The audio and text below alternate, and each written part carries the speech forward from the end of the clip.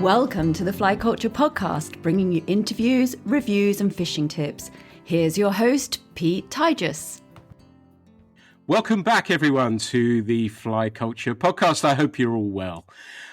I have a passion for one river. It is the Tor, not far from where I live in Devon.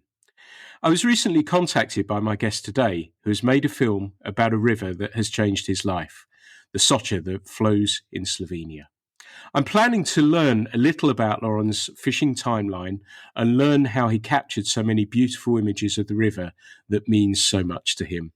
Lawrence, it's wonderful to have you along on the Fly Culture Podcast. Are you well? I'm great. Great to be here. Thank you. You're most welcome. And like I said in the introduction, that we got talking on email when you talked a little bit about your film, and we're going to learn a little bit about that a little bit further down the line. But I'd like to learn a little bit about you as an angler and your timeline, your fishing timeline as well. But how are things over there? You're based in Slovenia. Can you tell listeners a little bit about exactly where you're based and where you're fishing? Yes, I'm based in the northwest of Slovenia, close to the Italian border and also quite close to the Austrian border, in a lovely town called Tolmin. That's quite in the middle of a huge fishing area, 1 hour downstream, 1 hour upstream in all directions. So I can reach a lot of different rivers from my position now. Sounds just like me. When I moved to Devon, that I live between Dartmoor and Exmoor, and you might think that's a spooky coincidence, but there's a lot of streams in my area as well. So you chose that area because of that river and the fishing. And listeners won't know this, but I do, that you're originally from Austria. Would it be fair to say the Soca changed your life? Absolutely. While living in Austria, I was spending all my free time actually coming here and fishing. And how long would it take you to get from Austria to Slovenia? Is it a long journey? Is it a difficult or a tricky journey to negotiate? Oh, actually, it's a 4 to 5 hour ride beautifully over the mountains. So I always enjoyed also the ride here. And so does that mean that where you're sitting now in Slovenia, that the Soca meant so much to you, you got to the stage where you suddenly decided 4 hours isn't that long, but it's long enough, and you wanted to be close to this river that means so much to you? Yes, also in Austria, I always had to drive 1-2 hours, sometimes 3 hours to a fishing play area. And since the rivers don't clear up so fast in the Austrian mountains, I was many times just saying, okay, why not just go 4 hours, go on a 4-hour ride and come right here where it's always some river that it's good to fish, even in bad conditions. So that sounds some very, very good planning. And how would you describe then the Austrian fishing scene compared to the Slovenian one? Is there a big difference between the two of them, or does it come down to, like you say, the rivers and how quickly they clear down for you? Yeah, we have quite some beautiful rivers in the Alps in Austria, but many rivers are private. And on the good rivers, you need a reservation to go there, and they put out limited licenses for fishermen. So it's, let's say, a bit more complicated, and you end up fishing always on the same spots, in my opinion, yes, in Austria. That's interesting hearing about that as well, because I assumed somewhere like Austria may be public water so that you could go and fish exactly where you like, but that's clearly not the case. And like you say, the flexibility, does that mean it's expensive to fish other streams? It's an expensive place generally to fish? No, I wouldn't say it's expensive. Sure, we have some more and less expensive rivers there, but mostly you just get to fish a little part of the river. There are some half-public places where they sell licenses, but many streams are private. And compared to Slovenia, where all the water is public, you can actually buy a license everywhere besides on nursery creeks or protected areas. So does that mean then that the fishing scene in Slovenia, as a result of that, is a bigger one because there's more accessible water, would you guess? I guess so, yes. Sure. Yeah, it fascinates me this because we've been talking about this in the UK and the fishing scene here, and I'm coming to the conclusion I wonder if part of that is because of the availability of water and, like you say, having to book water or join clubs or whatever that may be. And I'm sort of circling around that as perhaps one of the reasons that fishing may be a little harder to get into. But, I noticed in the film that the fishing club that you belong to that there were 500 members there. Am I right in saying that? Yeah, that's our maximum. I think it's a little less than 500. But that's an impressive amount of people, isn't it? Yes, I think we are one of the biggest clubs in Slovenia here in this area. And is the club active with conservation, cleaning rivers and everything else as well? And I guess you'd see, if it is, that you're seeing the results of that because there's many people out on the river doing these good deeds on the river. Yes. We have cleaning actions. We have scientists here for the last 20 years doing research. And we made the new fish farm some years ago. So it's developing all the time, and they really do a lot about the rivers. That sounds really cool. And I know when you say fish farm, you're talking in the sense of bringing back marble trout and genetically pure strain of them, which we'll come back to a little bit later. But I'd like to get an understanding of you as a fly angler as well, and for listeners to get a sense of you as a fly angler. And how did you start fishing and where? Oh, I started in Austria on little creeks with bare hands, actually. And then I evolved of having a stick with a worm on it, and then I got some not normal fishing rods. So I went to remote places, let's say, or also to some fishing ponds to teach myself fishing. And after a while, when I was 12 years old, I had already like 5 different rods or 6 different rods, and I was really fishing a lot.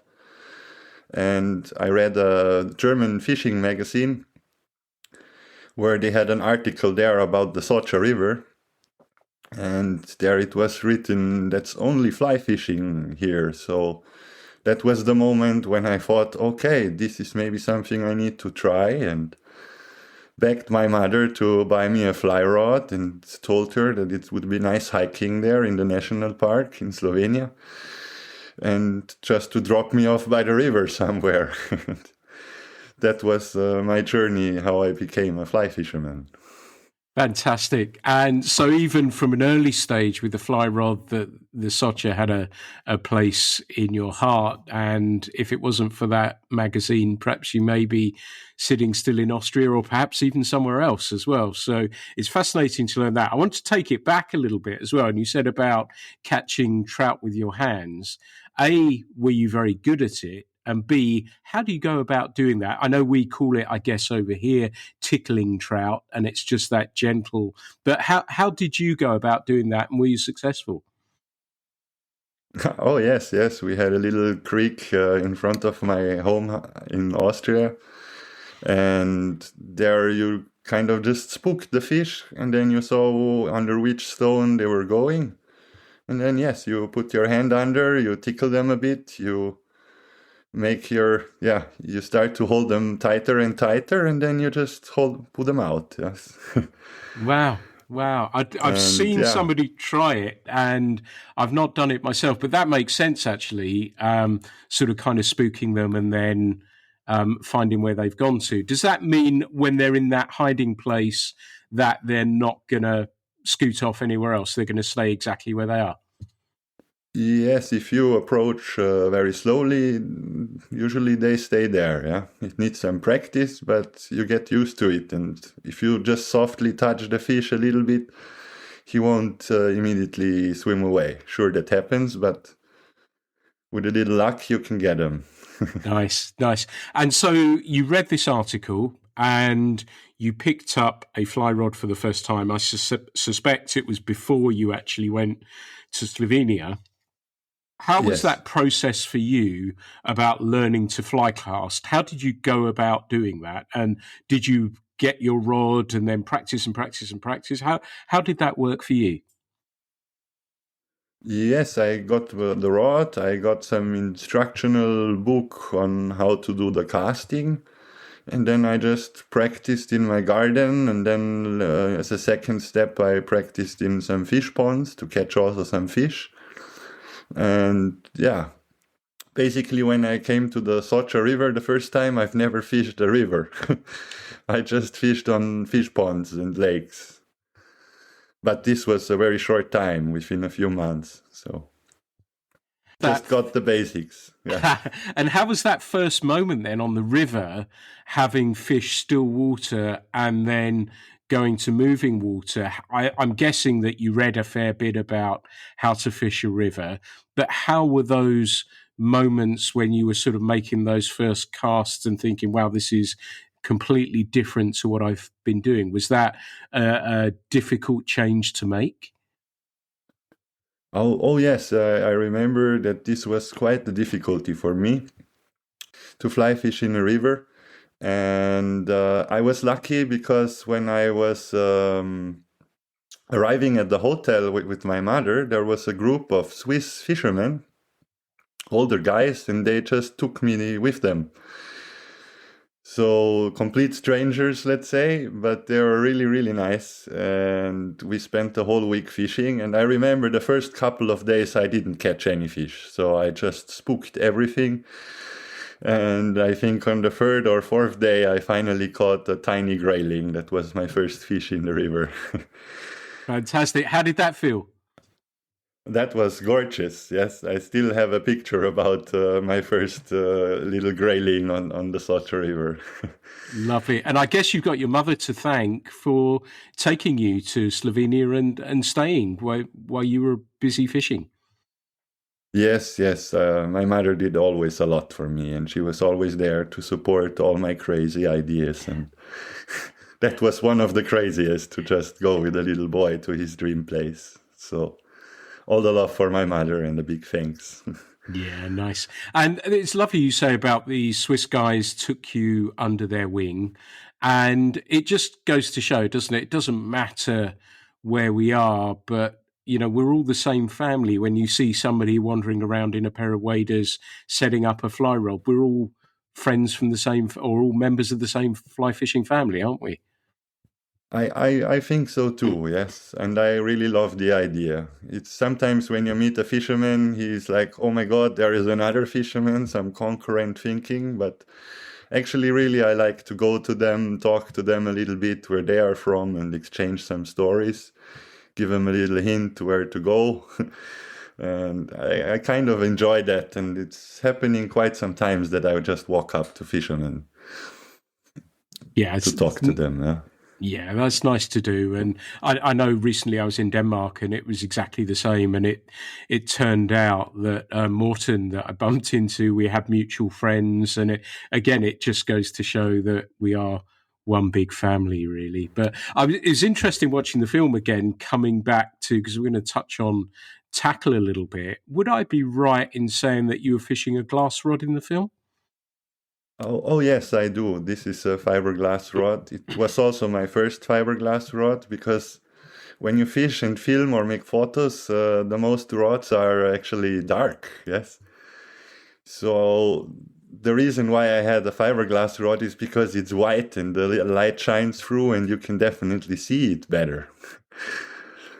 And then I found a really nice guy from Switzerland who makes custom fly rods, and yeah, these little details, they're very beautiful. So he made me a very beautiful rod for the movie. It absolutely looks it, and it casts beautifully watching you fish with it. Is that you sort of said you used the glass rod because it looked good in the film, but when you're fishing on your own, would you fish that way as well, or do you like to fish a graphite rod? What do you prefer? Um, yeah, I think I prefer the graphite rod, yes. Because also this rod was 1 foot smaller than I wanted it. And here it's sometimes really good to have a longer rod, like a 9 foot rod. And it's also, let's say, with the fiberglass rod, I felt it in my arm after a longer day and a lot of casting. I think the graphite rods, they're a bit lighter, Yeah. easier So, to handle. what do you like to fish with? What do you normally fish with? What sort of rod? What brand of rod? And Oh, actually, I fished quite some rods in the last years. I broke them kind of all the time. And first I fished with a hardy rod, 9 foot 5. That's basically the best for our rivers here because you can do nymphing, you can do dry fly fishing, you can put small streamers on, and you always have enough power to fight the bigger fish too. And now I fish with a Scott rod. And it's quite nice, yes. yeah, I think the casting is much better than on the fiberglass rod, I must say. Well, I think you're being very modest because it looked really nice on the film as well. And I love Thanks. the way the rod was loading. You could see it would load and unload and how the line traveled out. And it looked really, really nice. And I thought, oh, I wonder, as somebody who I like fishing graphite as well, but I love fishing bamboo rods and really Oh, nice. enjoy that. And that's why I asked that question. I wondered if you were somebody who likes to, because we've seen, I don't know if you, perhaps you can answer this for me actually, over here, certainly, and it's again, we're influenced very much by what's happening in the US. And, we've had many guests on here that build bamboo rods and they build glass rods. And it feels to me as though more people are looking to fish glass or bamboo. Do you see that over there in Slovenia as well? Are you seeing more people with bamboo rods and glass rods as opposed to graphite, or is it still pretty much all graphite? Yes, no, I actually see quite some people fishing with glass rods and also sometimes with a bamboo rod, yes. More maybe, yeah. Yeah, I think so. And I guess with the price of rods getting higher and higher, that people are looking at other sort of, you could perhaps spend similar money, perhaps less, perhaps a little bit more on a glass rod built by an artisan or a bamboo rod or whatever it is. And I wonder if that's sort of driven by that. And that kind of brings me nicely on to Slovenia.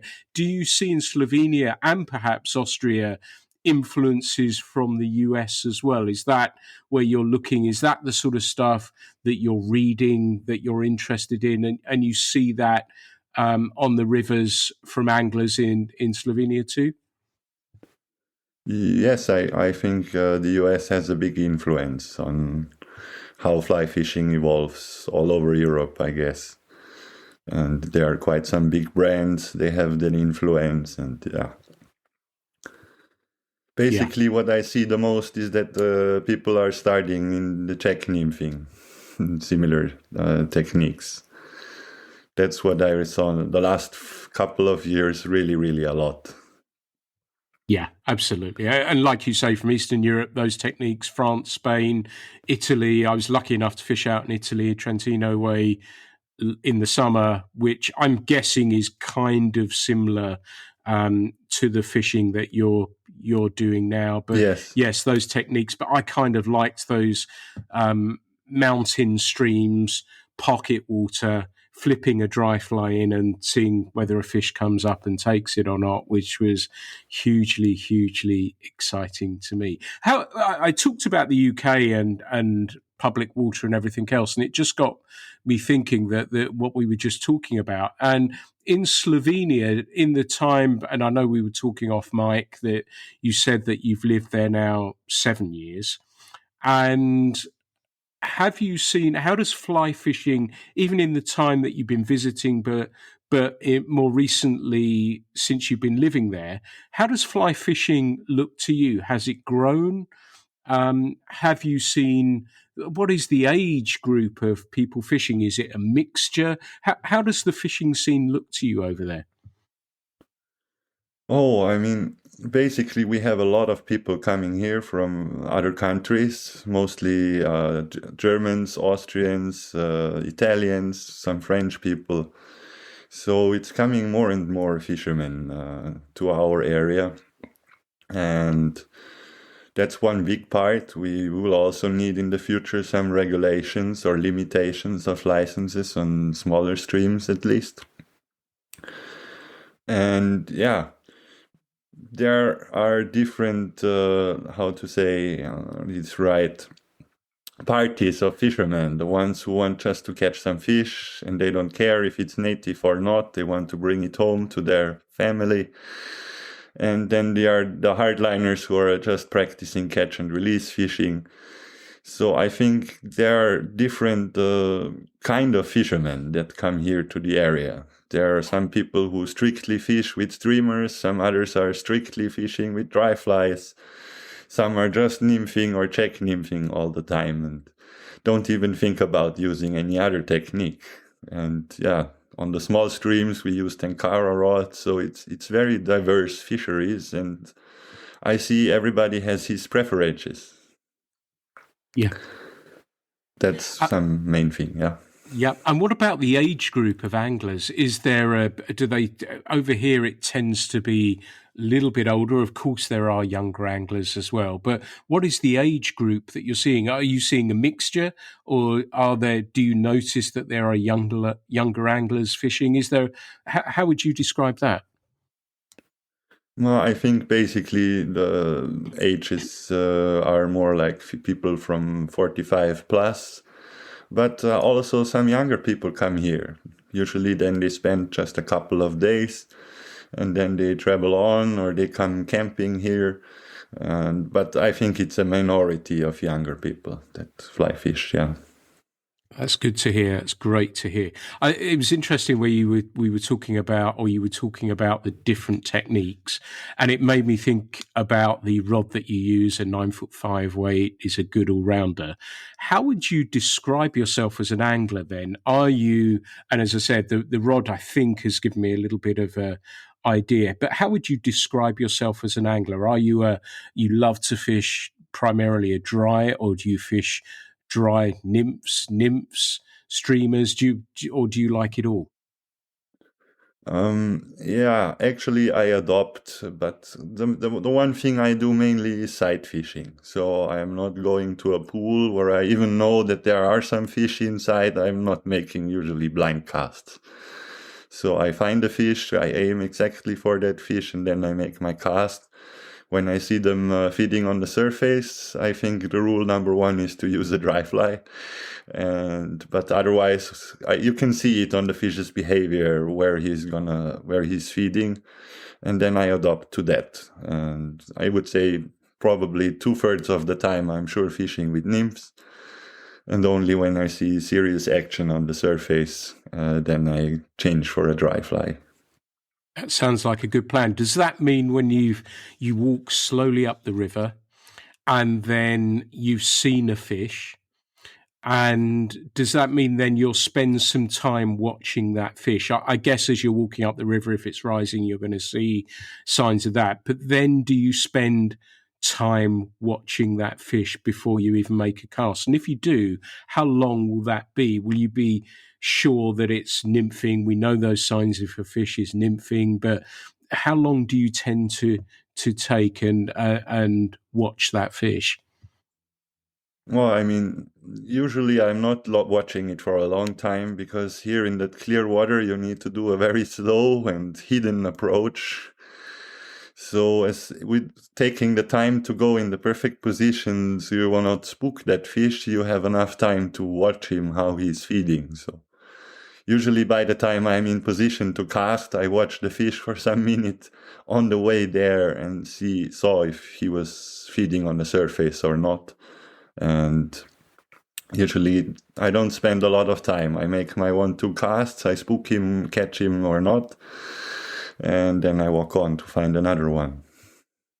Does that mean as a result of that you're somebody who carries a lot of flies, or you don't carry many flies? No, usually I don't. I mean, over the years, we made macro photos. We put nets in the rivers to find all kinds of flies that live here. So we kind of know by the time perfectly that I'm good with my 5 nymphs and with 5 different dry flies. And yeah, if you just fish the few rivers here around, you know exactly what they are mainly feeding on. Nice. And so does that mean that do you get the opportunity in this water, let's say, and we'll come on, because dry flies, I can say, well, you'll drift one, but you're going to know what's hatching. So you're going to have an idea there. But I'm interested and I'm guessing you're fishing a sighted nymph. So you're casting upstream of the fish and the nymph is coming down and you can see that take and lift into it. Do you get the opportunity you've tied on a nymph, let's say, and cast it upstream, it's gone down and the fish has ignored it? Does that mean you will try another cast with that nymph, or will you quickly change the nymph? I would quickly change the nymph. Yeah, maybe if the drift wasn't perfect, you cannot always see it's worth to do a second cast, but I would try to avoid casting at the fish 3-5 times with a nymph he wouldn't take. So this is really a lot about knowing nymphing, and that okay, this nymph came with the right speed, with the current, or there were some turbulences and some drag in the line. And if you can exclude the chance that it somehow went wrong, then it's really important to use another fly immediately and give the fish 1-2 minutes, because we have also quite some fishing pressure here, so they know what's happening. And if you do it wrong, it can also happen after the second time. A bigger fish will just move away. He will know, okay, something's wrong. You see him stop feeding. He got spooked by the wrong fly. So it's better to change faster if you see he won't take it. Yeah. Does that mean you're fishing smaller flies? Yes, basically I fish with small flies, yes. Yeah. So you get to a pool and you've seen a fish that's nymphing. Let's give listeners a look inside your fly box. It sounds about as big as mine, with very few patterns. But what is the first nymph that you tend to tie on if you've seen a fish nymphing, and what would be the first fly that you tie on? Well, usually I made nymphs myself with my friends, and we just make them with a 3mm bead, tungsten bead, and usually they prefer beige colors. So everything that's somehow between light brown and yellow over beige, that is usually the best thing. Sometimes they like a little greenish, sometimes a little more brownish, but bright colors, I would suggest. Yeah. Nice. And then say there's a fish rising and you know that they're eating olives or caddis. Let's give listeners 2 fly patterns. What would you use? What is your usual dry fly for an olive hatch, and what is your dry fly for a caddis hatch? Well, basically, I love to fish with caddies. Yeah, they really work a lot. Even when you see actually a mayfly hatch or something happening, they will still tend to come up to eat a good caddies. And let's say that's my favorite fly. We got also big stonefly hatches here. That's really nice, because then they become almost 10 centimeters. And on the mayfly hatch, yeah, there are several patterns actually. There it starts to get a little more difficult. Sometimes they like it, they have a red one, the dark red color. Sometimes it's really dark black. There is a little bit more to it, let's say. There you need to really look around, see what's flying around, if it's that you hit the right color, and especially also the right size. Fantastic. So that sounds great to me. And again, another one for the listeners, really, that, if you spend a bit of time watching, see if you can identify what is hatching, and then go from there. But like you say, the caddis is a great pattern, and I've fished them through mayfly hatches, as I have with stimulators as well, that I know is traditionally seen originally as a stonefly pattern. I think it was the Pteronarcis it was trying to replicate, but with the yellow there, I think it just looks lovely and buggy, and I've used that in mayfly as well. So as an angler then, are you somebody who will fish hard and long and not have a lunch break? Or, I'm getting a sense of you saying that you love talking with other anglers as well. So I suspect I know the answer, but do you fish hard, or now that you're living so close to the river, does that mean that you can just pick and choose when you want to go, and it might be a couple of hours when the fishing's good? How do you go about planning your day or hours, or how does that play out? Oh, actually, that changed a lot. When I had a long ride to get here and I just had limited time, I really fished from dusk till dawn. But now I must say I'm more lazy. Yes, I choose the best time. Then usually I go for a couple of hours fishing. Then I have my lunch break. Because when you know already where you're going, you know with the time also that there is the chance for some big fish in that pool and some big fish in this pool. So you're, walking quickly, fishing out the hot spots, covering a bigger distance, and going home after a while. Yes, I think less than half the days that I fish all 8 hours of the day or even longer. So does your life revolve around the hatches and the state of the river? Absolutely, yes. Good.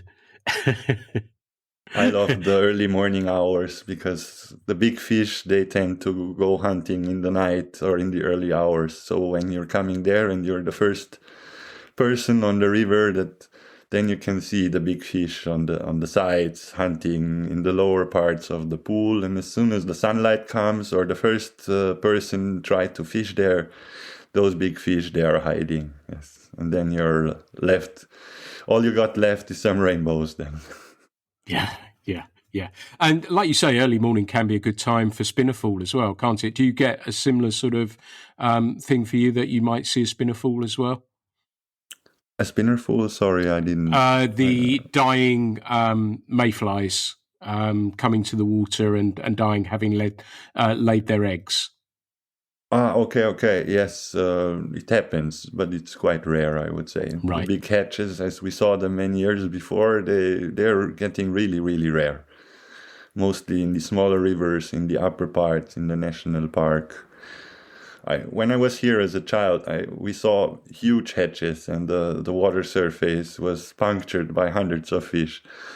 But these moments, they became extremely rare. Yeah, I would have always loved to make some shots about it, but it's time consuming, and you will just spend a lot of time there and try to do some shots of this, but it's really not happening a lot. And that changed, yes, over the years. Why do you think that is? Have you got any explanation for that? Can you see what's caused that change? Or is it just like everything else that we're seeing the same here, and its environment, its climate and everything else? Do you think it's the same for you?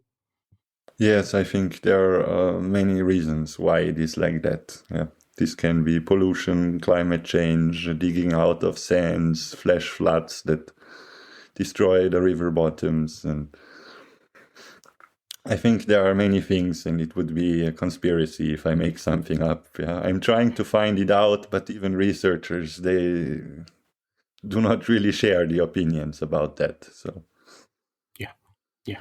Right. Well, let's move on to the film. Can you tell listeners the name of it, please? The name of my film is Emerald Paradise, Fly Fishing in the Soca Valley. And why did you, obviously, why emerald? Why did you choose that? Is that colour of the water? Yes. I mean, no, the color of the water is more turquoise, but the emerald comes from all the surroundings. We have a lot of really beautiful mixed forests here in Slovenia, and that's really special. Yes, I think Slovenia has one of the biggest parts of the area covered with forests, and there are some really wild and old forests with close to 50 different tree species. So I think this is really beautiful, and the water is coming out everywhere under the rocks, going underground, then coming out at another spot, and the emerald is about the green, yes, and I think it's a general synonym for wild places, let's say. Nice. And it looks to me like it's a love letter to a river, an area, and the people. Is this perhaps what it might be, and was that why you wanted to make it? Absolutely, yes. I mean, whenever I came here over the mountains, entering Slovenia over a mountain pass, and I just crossed that border, and I just had this really lucky feeling. And I was so happy every time I just came over that border and saw, it's Slovenia. And I really, really fell in love with that from the first moment on. I think as a 12-year-old, I already told one of the guys, I want to have a house right here by the river. And so, yes, I really love the place, and the people were always so nice to me, and everything is great here, let's say. And I'm guessing you were welcomed by the local people. And what did it feel like when you woke up on your first morning having moved to Slovenia? Oh, I was actually really happy from the first day on. Now, 7 years later, I never regretted it. I just love to be here in my little house, and it just feels comfortable that I just have to cross a field to get to the river. And I feel really blessed that I can live here. And also I have some other friends who moved here as a fisherman, whether being guides or being retired, and want to spend the rest of the life here in the Soca Valley. But it is a really good feeling. And the local people are really, really nice.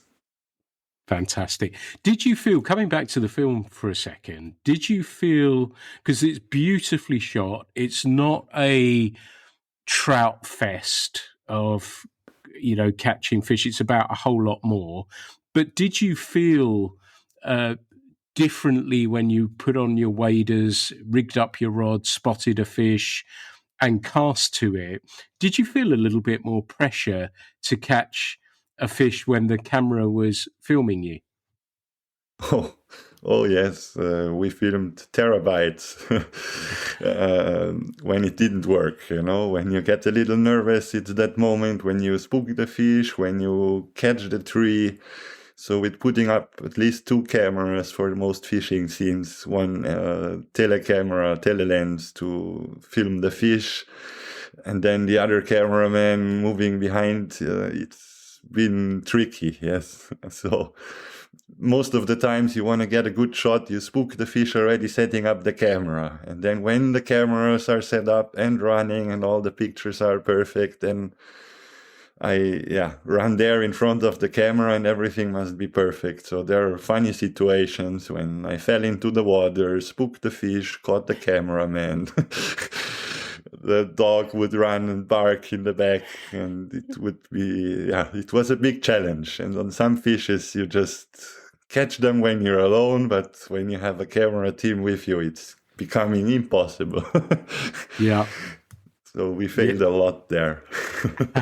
But I liked what you include. You included a few shots, because I think, and I may well have talked. I have talked about this with Sean Morrissey as well, who did a beautiful film called Dreamstream, and we talked about that, and he, about how films can always, you assume it is a perfect day.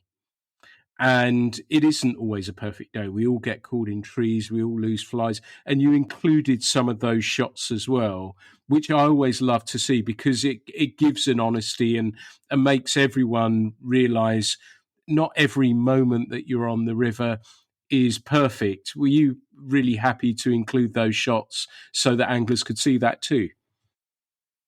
Oh, yes, actually, I was thinking that it could be a few more, yes, because you fail a lot. And here with our movie, the biggest problem was the water level changed, the color changed. So, yes, we do also have spring floods when the snow melts in the mountains.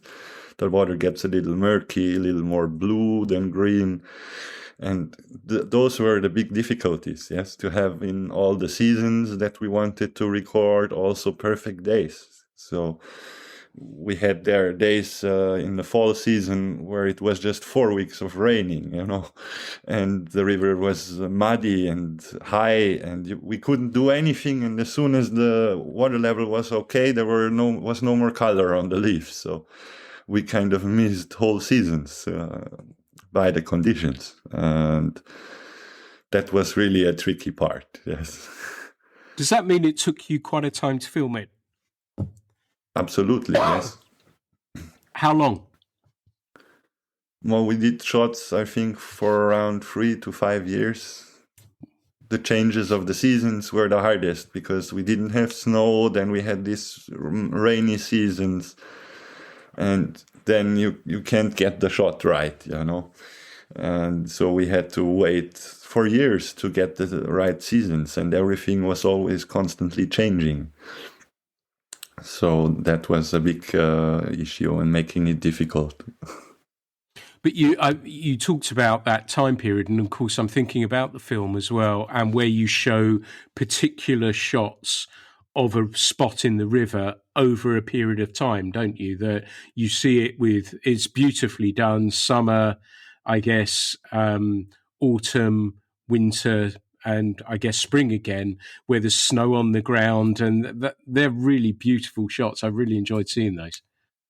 Thank you. Yeah, that was the most technical difficulty we had, because that it would all fit together, and finding the right spots and mounting camera on big stones. And on one place, even the big stone of 6-7 meter was moving, So the shot was totally messed up after some years because it was in the middle of the river and it moved. So we couldn't continue our shot over the time. And then we had, I think, 4 years without serious snow down in the valleys. You could see it up 100 meters above the river, but it never stayed. So it was constantly, when it was snowing, it changed to rain immediately, so you didn't have that snowy landscape that you would wish for your picture. That was took us in the 5th year we got 10 centimeters of snow. This is also because of the climate. The local people say they were skiing down in the valley, but now this is no more possible. So the younger children, they haven't even seen snow down here. Wow. And this gives listeners a really good sense of how much has gone into this. And you've also, the beginning, you're sort of explaining to, I guess, non-fly anglers what fly fishing is, what it means to you, how you use your tackle, flies and everything else. But the shooting of it has clearly, as you have said, taken a lot of time and effort to make that correct. So, did that mean that the editing process was a long one for you to make sure you included absolutely everything that you wanted in there? Oh, yes. I was stuck on my ideas, let's say, that I want exactly this and that took us sometimes 5-10 times to go to the same spot to get that scene that I really wanted to. And that's a big issue, yes. I should have been maybe more flexible and include what just comes, but in the end I got that done, what I really wanted to show with the changes of seasons, because I could never decide, is it more beautiful in spring or is it more beautiful in fall? So I wanted to include all those impressions that I had over the seasons. And that was, I was pretty stuck on that, and I'm happy I managed to do it in the way it was in the end. You absolutely did. And I guess my only observation is that it's all beautiful. And it just looks a stunning valley. I love the shots of the rising fish as well, which again given that you say that there weren't, to capture that, like you say, without spooking, you must have been really pleased to have captured those moments as well. Oh, yes, absolutely. Yeah. I mean, we had a camera that is pre-roll recording, so you kind of hit the button after the scene happened. You want to film. That was our biggest help, because in the high quality, we did all the shots. It sometimes took 4 seconds, 4 gigabytes of storage. So when you film a lot, this ends up in being massive need of more and more storage, and then also the hours of time to look through it and select the best shots. So there was a huge challenge to do it right and to be there at the perfect situations, and then also, not fail, have the right fly and all these things. So yeah, it's tricky. Yeah, I bet. And you cover many subjects. I've touched on about the angling clubs, about how you like to spend your day. You talk a lot about marble trout as well, which are really important, and that brings us nicely around to what you said at the beginning. Sorry, about the fish farms and the aim to bring a genetically pure strain of marble trout back into the river. Can you tell listeners a little bit about marble trout, and also the process and the work that's going on in the valley there to preserve the marble trout, and what measures are being taken? Oh, there is a lot to tell about, yeah. But in general, after the Second World War and the crisis following it, the rivers were completely fished out. First in the war, and they fished with hand grenades, and people were hungry after the war. So the rivers were basically empty, and then they started stocking brown trouts that were not native. And then we had this hybridization in almost all accessible rivers. And in the beginning of the 80s, they thought there is no more pure marble trout stain left. And then in 1985, the first researchers found pure marble trouts in a very remote, inaccessible river. And that was the moment when serious research started. So they thought, okay, if there is one little creek where we find pure marble trout, then we will search for other hidden little creeks far up on the mountain sometimes, that were separated with big waterfalls to prevent the genetic pollution. And then in the end, they found 9 different pure genetic marble trout strains. And that was then when they started to breed them also in the fish farm and to repopulate the river slowly. And that was one of the longest researches done, over 20 years, to really study their behavior, interaction with other introduced species, and how it's with the climate change, severe climate events like flash floods and digging, rock slides, and all that. They have a really huge knowledge that they gathered there about the marble trout and really their behavior, and also about native introduced self-sustaining rainbow and brown trout populations, to see really the difference of all their behavior based on genetics. And that was totally interesting to me, because when I joined the fishing club, I was able to join them, help them. And that was for me a big motivation to say, okay, making a movie about my love for fly fishing is one thing, but there is some really big story to be told about all this. And so this was to me very, very fascinating. And then everything changed. So then the marble trout was becoming a protected species. We created nursery creeks by electrofishing them out over years to prevent that any other genetically polluted fish would be there. And so they extended the territory of pure marble trout creeks. And in the fish farms, they put in general 2 genetics together to breed pure marble trouts for the lower parts of the river. The small marble trouts in the pure genetic, they become maybe 50 centimeters in 15 years in the life cycle. But in the lower parts of the river, there are mixed genetic pure fish, and they grow much bigger. So they figured, okay, we need to mix them, pure genetics from different strains, and breed them in the fish farms. So here in the Tolmin area, we just stock small fish. Sometimes the best thing would be what the researchers say is to stock the eyed eggs into the gravel.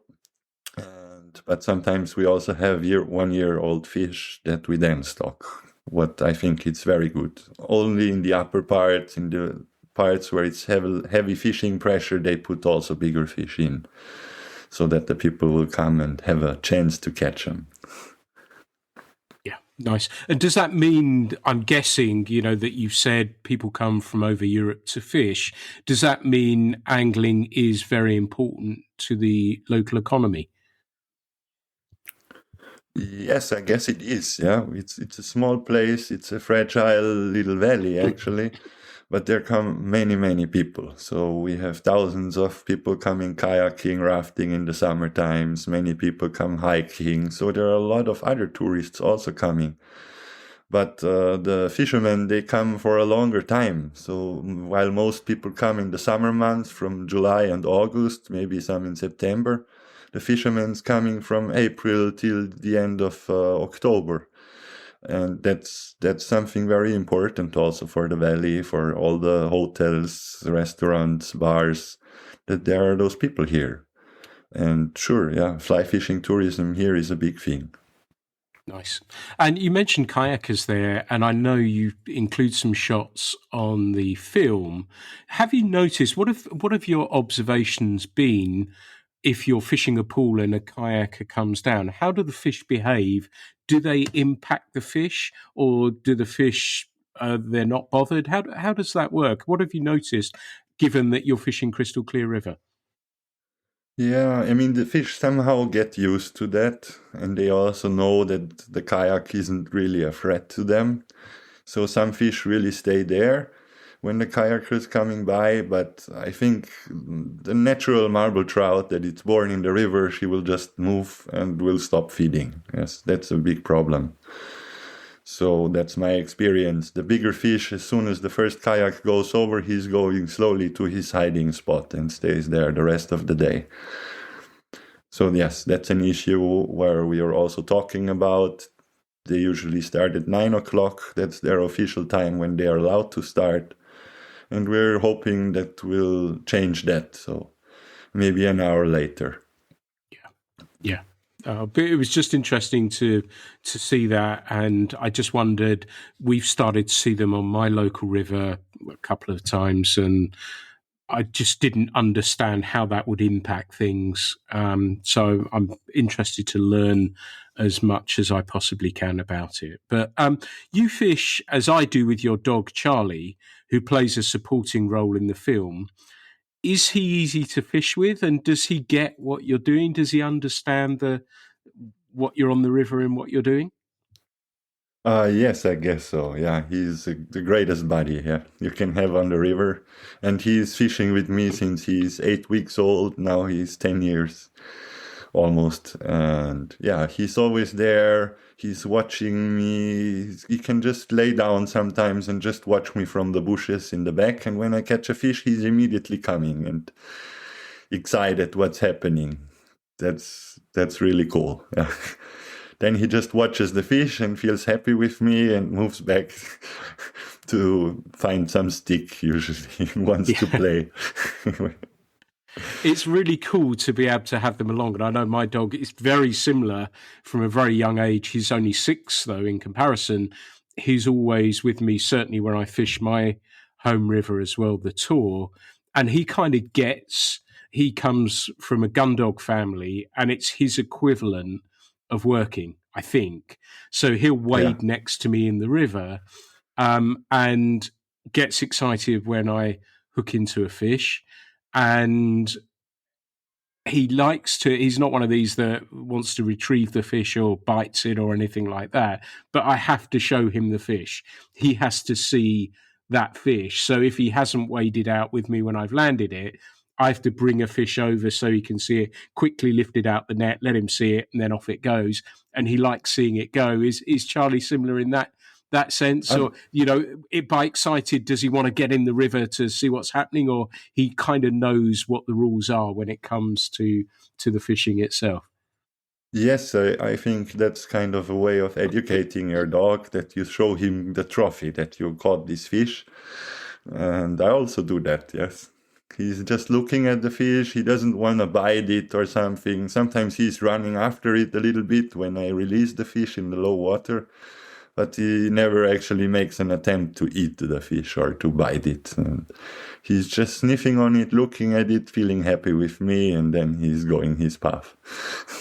Yeah, it's kind of cool, isn't it? I can say fishing to my dog and his ears are prick up. I always say, and I think I'm probably anthropomorphizing here, but I say his favourite pastimes are eating, sleeping, and then coming fishing as well. So I'm looking forward to March time when he'll be back on the river with me again. He's similar, that he likes to see, I think it's the release he likes the most, when the fish shoots off, and he likes to see that go. But they're great company, aren't they? I don't know if you're the same, that my dog Montana, that I talk to him as well when we're on the river, and I, if I missed a fish, I'll say to him, "Oh, I've stuffed that one," or "Sorry about that one, but it came off." Are you similar, that you talk to Charlie and say what's happening?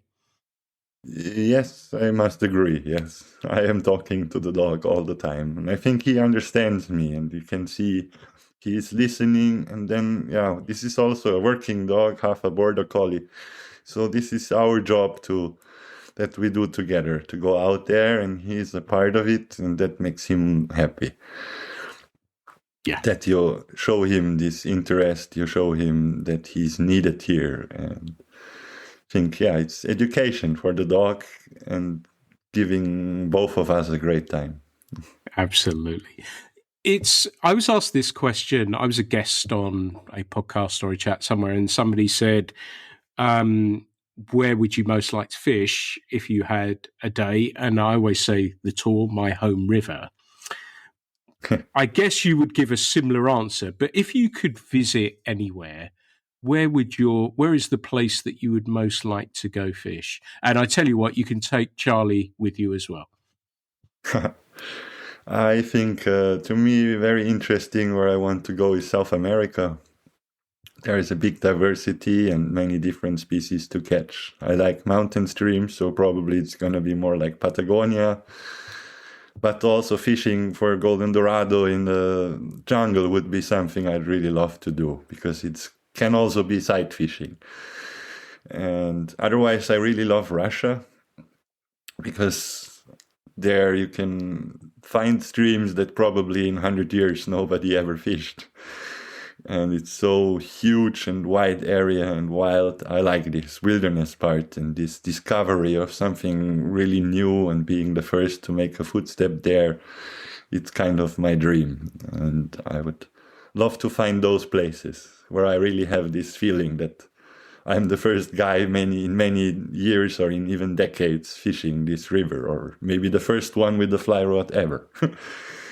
And that's rare. Nice. And they're great answers as well. And hopefully when we can get the world sorted out and people are able to visit back some of these places, it would be really, really cool. And it's fascinating, given that you say South America, because often, and I understand fully why as well, and I'm not surprised, but given that you like to fish for sighted fish, that New Zealand is always a popular choice when I ask this sort of question. Is that also on your radar, or have you fished there? Actually, yes, sure, I would like to fish there. I haven't yet. I actually have even an uncle there with a hotel. But for now, it's about my dog, and I would not like to go there for just 2 weeks. So there is a problem. I cannot bring my dog, to be honest. And I guess the fishing is, as most as it gets, similar to the fishing here. So you're also sight fishing, approaching one big fish, and then you win or lose. And I think it's very similar to what I have seen is the fishing there. And it must be very beautiful. Yeah, sure, that's on my list. just not on the top.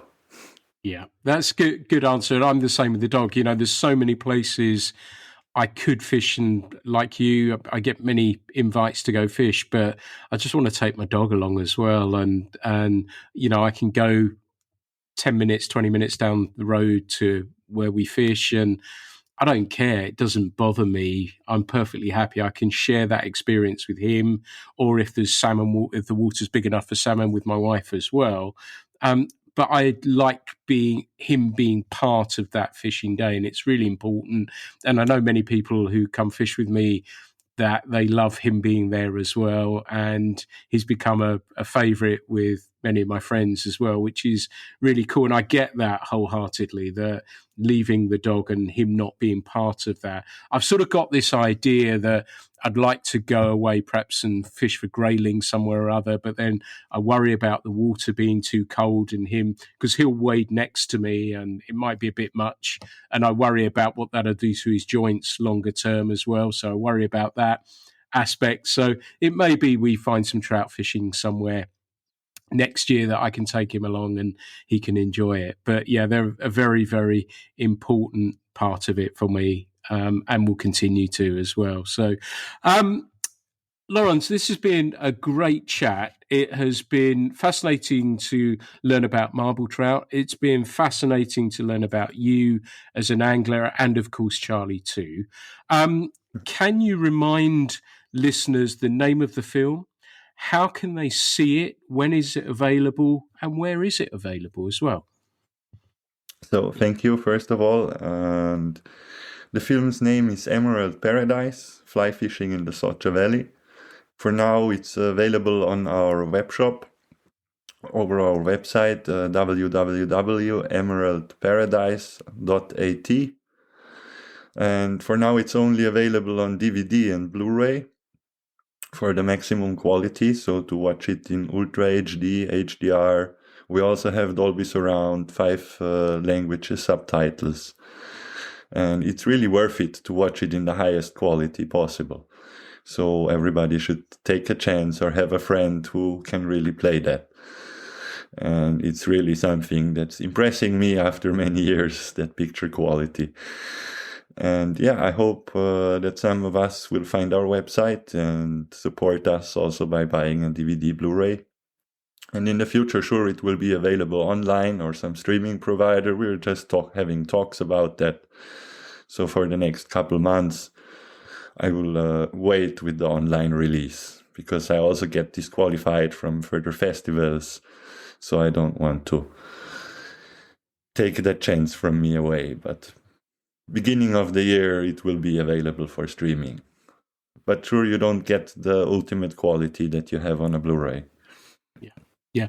For listeners, you probably get a sense of what has gone into this. It's not, this is, as we have learned, it's been a long process to make sure it has been done right and portrays the fishing as beautifully as it possibly can as well. And whether or not you're going to go and fish the Socha or not, this is about fly fishing. And like I've said, I guess that we are all in the fly fishing family. So my ears always prick up when there's something interesting, when it's fly fishing. And I was thrilled to see this and enjoyed it. Again, Lawrence hasn't paid to be on here. We made contact, and I just like to try and help people in our little community. And it's a beautiful film. It really is a beautiful film, and a lot has gone into it. How long is it, Lawrence? It's 59 minutes. And our big goal was, not just to make another fly fishing film, that there are really many nice ones, but to have also a film to show to family and friends who are not into fly fishing yet, to show them. This was always one of the big reasons. So I had to explain, why am I doing this? Why am I traveling there, spending a lot of money to show the picture how I release the fish back? And I think many fly fishermen have also this situation where our best friends and family doesn't really maybe understand always our passion. And I think it's something to watch with them. And yeah, just to mention at last, we also make tours now. So since I know all the local guides, hotels, been guest here many years, we also offer fly fishing tours. And how do people connect with you, Lawrence, as well on social media, etc.?